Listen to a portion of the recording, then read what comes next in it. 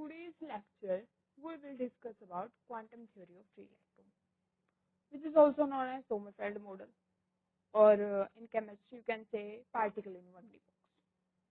Okay. Sommerfeld model use Fermi Dirac statistics, which is a part of quantum mechanics. Okay. Now let's study what is in this model. Let us consider a particle of mass m moving along x-axis. Okay. Suppose मैंने एक particle ले लिया, एक electron ले लिया जिसका मास m है, ठीक है। ये एक्स एक्सिस के अलोंग मूव कर रहा है एक वन डायमेंशनल बॉक्स में, 0x = 0 to x = a या l, जितना भी आपको अपने बॉक्स का डिस्टेंस लेना है, ठीक है। Let us consider a particle of mass m moving along x-axis between x = 0 to x = a inside a box bounded by infinite rigid walls. ये क्या है? Infinite rigid walls हैं। ये you can say potential barriers हैं। Potential barrier से मतलब क्या है कि इन वॉल्स की एनर्जी, पोटेंशियल एनर्जी इतनी ज्यादा है कि जब ये इलेक्ट्रॉन इनसे आकर टकराएगा तो इसकी एनर्जी इतनी ज्यादा है कि इलेक्ट्रॉन बाहर नहीं जा पाएगा, वो यहीं रह जाएगा, ठीक है। सिंपल है, मैंने एक पार्टिकल लिया है, मैं एक डायमेंशन की बात कर रही हूँ, सिर्फ एक्स एक्सिस की, ठीक है। जो ये मेरे बैरियर्स हैं इनफाइनाइट लार्ज बैरियर्स है, इनफाइनाइट है, ठीक है। ये इन पार्टिकल्स को बाहर नहीं जाने दे रही, ठीक है। इनकी एनर्जी इतनी ज्यादा है कि जब इलेक्ट्रॉन इनसे टकराएगा, हमारा पार्टिकल जिसका मास m है इनसे टकराएगा तो वो इधर ही रह जाएगा, पार्टिकल के बाहर नहीं जा पाएगा।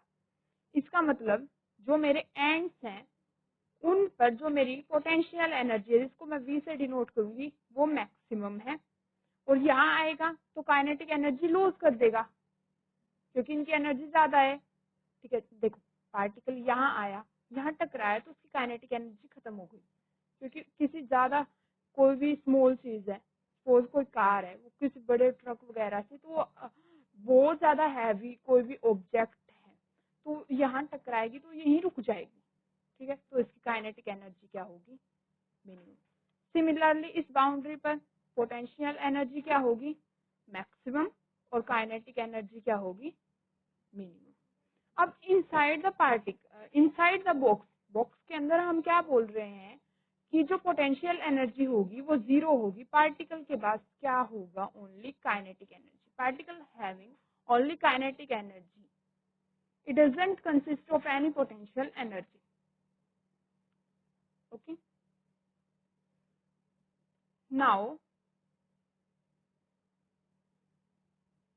the probability of finding electron outside the box is 0. Simple सी बात है कि इलेक्ट्रॉन बॉक्स के बाहर मिलेगा, इस चीज की प्रोबेबिलिटी क्या है? 0 है, क्योंकि जो हमारा पार्टिकल है वो बॉक्स के अंदर ही रहेगा। तो जो प्रोबेबिलिटी है इलेक्ट्रॉन को फाइंड करने की वो इनसाइड द बॉक्स ही है, क्योंकि वो बॉक्स में ही बैक फोर्थ मोशन कर रहा है, कभी इधर कभी इधर कभी इधर, बैक एंड फोर्थ मोशन को कर रहा है। Okay. Now since the Schrödinger equation for motion of particle, जितना मैंने आपको थियोरेटिकल बताया, इससे पहले आप वो सब लिख देंगे कि let us consider particle of mass m moving along x axis, all this terms आप सब पहले डिफाइन करते हैं, ठीक है। Schrödinger इक्वेशन फॉर पार्टिकल के लिए जो मोशन में है वो क्या होती है? Del square psi plus 8 pi square m by h square e minus v psi is equal to 0। ठीक है, ये स्क्रोडिंजर इक्वेशन है जो आपने पहले पढ़ रखी होगी, या कुछ स्टूडेंट्स होते हैं इसको इस फॉर्म में भी पढ़ते हैं, del psi is equal to H psi, H for Hamiltonian होता है। ठीक है, आप में से कुछ ने ऐसे पढ़ रखी होगी हैमिल्टोनियन के फॉर्म में, कुछ ने ऐसे पढ़ रखी होगी, और जो कुछ होंगे उन्होंने आपने पढ़ रखी होगी एच क्रॉस के फॉर्म में। जो एच क्रॉस होता है वो क्या होता है, एच बाई 2 पाई। ठीक है, तो यहाँ मैं एच की वैल्यू डालूंगी तो क्या आ जाएगा हमारे पास, एच क्रॉस इंटू 2 पाई। ठीक है, स्केयर लेंगे तो एच क्रॉस 4 पाई स्केयर, यहाँ वैल्यू डालते हैं, del square psi plus 8 pi square M by H square की वैल्यू क्या आ जाएगी, H cross square 4 pi square E minus V psi is equal to 0। Okay, pi square cancel out, 2 तो आ जाएगा del square psi plus 2m by H cross square E minus V psi is equal to 0। जो maximum students होंगे I am damn sure उन्होंने ये वाली equation पढ़ रखी होगी। ठीक है, मैंने भी यही इक्वेशन याद कर रखी है, आप इससे भी कर सकते हैं। ठीक है, ठीक है, अब मैं वन डायमेंशन की बात कर रही हूँ, तो मैं इस डेल स्केयर को कैसे डिनोट कर सकती हूँ, डी स्केयर साई, एक डायमेंशन की बात कर रही हूँ X by D X square plus 2m by H cross square E minus V psi is equal to 0। एक बार मैं बता देती हूँ आपको क्या है, m mass of the particle, h cross क्या है, reduced Planck constant, okay, E total energy है, V पोटेंशियल एनर्जी है, और साई क्या है, वेव फंक्शन है। ठीक है, अब हमने बोला इनसाइड द पार्टिकल और पोटेंशियल एनर्जी इज 0, तो V 0 हो जाएगा, तो हमारी इक्वेशन आ जाएगी D square psi of X by D X square plus 2m by H cross square E into psi is equal to 0 because V is equal to 0. Potential energy inside the box क्या है, 0 है। 2m by h cross square into E को हम एक constant से denote करते हैं K से। ठीक है, तो हमारे पास इक्वेशन आ जाएगी D square psi by D X square, ये एक्स क्या शो कर रहा है कि हम एक्सिस की बात कर रहे हैं, plus K square psi is equal to 0। इसको हम के स्केयर सपोज कर लेते हैं 2m by H cross square into E को, तो हमारी इक्वेशन बन गई है। ठीक है, इस इक्वेशन का जो जनरल सॉल्यूशन होगा, ठीक है, जनरल सॉल्यूशन, यहाँ मैं आपको डायरेक्ट जनरल सॉल्यूशन लिखना सिखाऊंगी। कुछ स्टूडेंट्स ने क्वांटम मैकेनिक्स स्टडी कर रखी होगी जिन्होंने, उनको पता है कि आप किसी भी इक्वेशन का जनरल सॉल्यूशन कैसे लिख सकते हैं। ठीक है, यहाँ वो काफी बड़ा हो जाएगा, तो मैं आपको डायरेक्ट लिख के दिखा रही हूँ कि जो जनरल सॉल्यूशन है, general solution of equation 1 is, मैंने इसको अपनी इक्वेशन 1 ले लिया। ठीक है, psi of X is equal to A sine K X plus B cos K X. ठीक है, बस आपको ये वाली इक्वेशन याद करनी है। देखो, स्क्रोडिंजर इक्वेशन आपको पहले आती थी, उसमें सिर्फ v को 0 डालना है। ठीक है, तो हमारे पास ये इक्वेशन आ जाएगी। इसका जनरल सॉल्यूशन ये आप लर्न कर लेंगे। ठीक है, जहाँ a और b क्या है, हमारे आर्बिट्री कांस्टेंट है। ठीक है, जब भी हम आर्बिट्री कांस्टेंट्स की वैल्यूज को फाइंड आउट करते हैं तो हम बाउंड्री कंडीशंस को अप्लाई करते हैं। ठीक है, हमारे पास बाउंड्रीज पे कंडीशन क्या थी कि V मैक्सिमम होगा और काइनेटिक एनर्जी 0 होगी जब x इज इक्वल टू 0 होगा। तो मैं लिख लेती हूँ, मेरी बाउंड्री कंडीशन क्या है, at x is equal to 0, जब मेरा x 0 है तो मेरा वेव फंक्शन भी 0 है।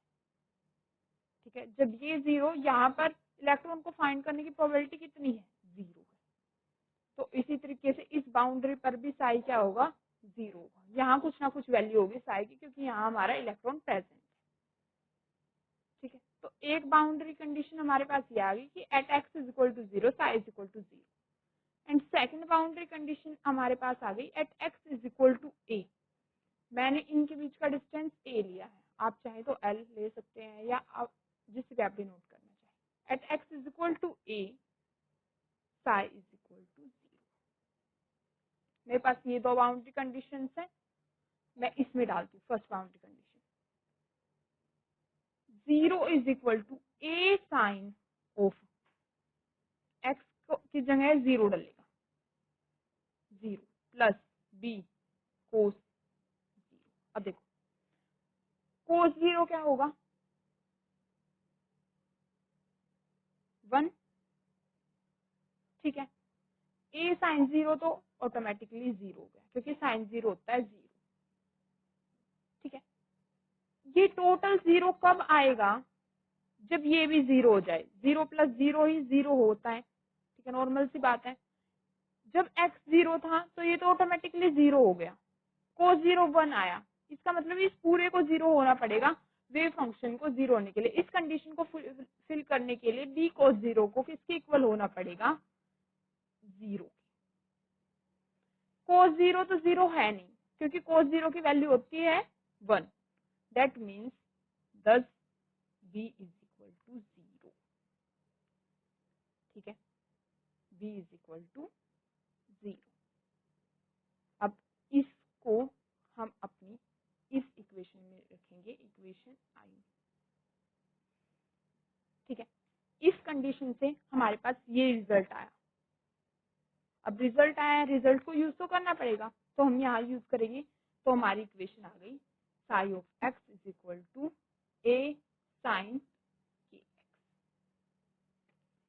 ठीक है, मैंने सिंपल बाउंड्री कंडीशन अप्लाई की, उससे मेरा रिजल्ट आया। रिजल्ट आया है तो डेफिनेटली रिजल्ट को यूज करना पड़ेगा। रिजल्ट मैंने यहाँ यूज कर दिया, बी 0 हो गया, तो हमारे पास क्या बच गया, psi of X is equal to A sine K X. Fine. अब आगे, अब मेरे पास सेकंड बाउंड्री कंडीशन है कि जब x इज इक्वल टू ए होगा तो साई 0 होगा। तो अब हम ये वाली बाउंड्री कंडीशन भी यूज करेंगे, तो हम अपनी इस इक्वेशन में यूज करते हैं इस बाउंड्री कंडीशन को। साई क्या होना चाहिए, 0 is equal to A sine K A. और क्या लिख सकते हैं, 0 is equal to sine K. Sine function n pi पे, मतलब पाई पर, 2 पाई, 3 पाई, इन पर साइन की वैल्यू होती है 0। मतलब साइन पाई 0 हो गया, साइन 2 पाई 0 हो गया, साइन 3 पाई 0 हो गया, तो हम बोल सकते हैं साइन n पाई क्या होते हैं, 0। ये मैथ की बात है। ठीक है, तो साइन n पाई, 0 की जगह हम साइन n पाई लिख सकते हैं, is equal to sine of K A. यहाँ से n पाई निकल जाएगा के ए। ठीक है, के की वैल्यू हम निकाल सकते हैं n पाई बाय ए। ठीक है, अब इस k की वैल्यू निकल गई, इसको यहाँ पुट करते हैं। तो इसमें पुट करने के बाद जो हमारा साई आता है वो आ जाता है a sine n pi by a into X. ठीक है, फाइन। Okay, fine. अब k की वैल्यू भी आ चुकी है हमारे पास। ठीक है, ये हमारा वेव फंक्शन आ गया कि हमारा वेव फंक्शन क्या है, ये है बाउंड्री कंडीशंस को अप्लाई करने के बाद। अब हमें निकालनी है एनर्जी क्या है पार्टिकल की। तो यहाँ हमने एक कंडीशन मानी थी कि जो k स्क्वायर होगा वो 2m by H cross square into E होगा। ठीक है, तो यहाँ से मैं e की वैल्यू निकाल सकती हूँ अपनी, k n pi by a आया है, तो k डालो, n स्क्वायर, k स्क्वायर है ना, n square pi square by a square is equal to 2m by H cross square into E. ठीक है, इसको रीअरेंज करके हम लिख सकते हैं E is equal to n square pi square by a square into h cross square into 2n। ठीक है, जो एनर्जी होगी वो आपने h की टर्म में पढ़ रखी होगी। ठीक है, h की टर्म में पढ़ रखी होगी। h क्रॉस की वैल्यू क्या है, h/2 पाई, तो यहाँ डालेंगे h/2 पाई, स्क्वायर था, पाई स्क्वायर से पाई स्क्वायर कैंसिल हुआ, तो e की वैल्यू आ गई n square h square by 8m a square, 8m a square, ये हमारी e की वैल्यू आ गई। ओके, नाउ अब देखो यहाँ से हमारे पास एक रिजल्ट आता है कि जो हमारा e है वो डायरेक्टली प्रोपोर्शनल है n स्क्वायर की। जो हमारा e है, एनर्जी है, वो n स्क्वायर के डायरेक्टली प्रोपोर्शनल है। ठीक है, n क्या है, क्वांटम नंबर है, n इज इक्वल टू 1 2 2। ठीक है, जब n की वैल्यू 1 होगी, ठीक है, तभी हमारे पास सबसे कम एनर्जी मिल सकती है। देखो E1, ये En निकला है, E1 करेंगे तो h square by 8m a square, E2 करेंगी तो आ जाएगा 2 4h square by 8m e square, E3 करेंगी तो 9h square by 8m e square up to. ठीक है, तो देखो ये वाली एनर्जी क्या है, सबसे कम एनर्जी है। Lowest energy of particle in a box will be obtained when n is equal to 1। Okay, so this energy is known as zero point energy. This energy is known as zero point energy. Okay fine, basically हमारा जो Sommerfeld model है या quantum theory of free electron है, या you can say particle in one D box है, वो यहाँ तक है। ठीक है, वो हमें एनर्जी देता है। अब यहाँ से एक बात और निकलती है, देखो ऐसे मैंने पार्टिकल को ले लिया, n स्क्वायर के डायरेक्टली प्रोपोर्शनल है, मतलब पहले एनर्जी कुछ E1 यहाँ है, सेकंड एनर्जी मेरी कुछ यहाँ है, थर्ड एनर्जी मेरी कुछ यहाँ है, इस तरीके से। ठीक है, तो क्या बोल रहे हैं कि जो एनर्जी होती है पार्टिकल की वो डिस्क्रीट होती है, नेचर में डिस्क्रीट है। ठीक है, क्या है, डिस्क्रीट इन नेचर। ये एक पॉइंट था जो हमें सोमरफेल्ड मॉडल से मिला था, जो कि बहुत ज्यादा इम्पोर्टेंट है। ठीक है फाइन, आप इसका ग्राफ बनाएंगे तो E1 पे एक भी नोड नहीं मिलती है हमें, E2 पे एक नोड मिलती है और E3 पे 2 नोड्स मिलती है। ठीक है, नोड क्या होता है, वो पॉइंट जहां probability of finding the electron is 0।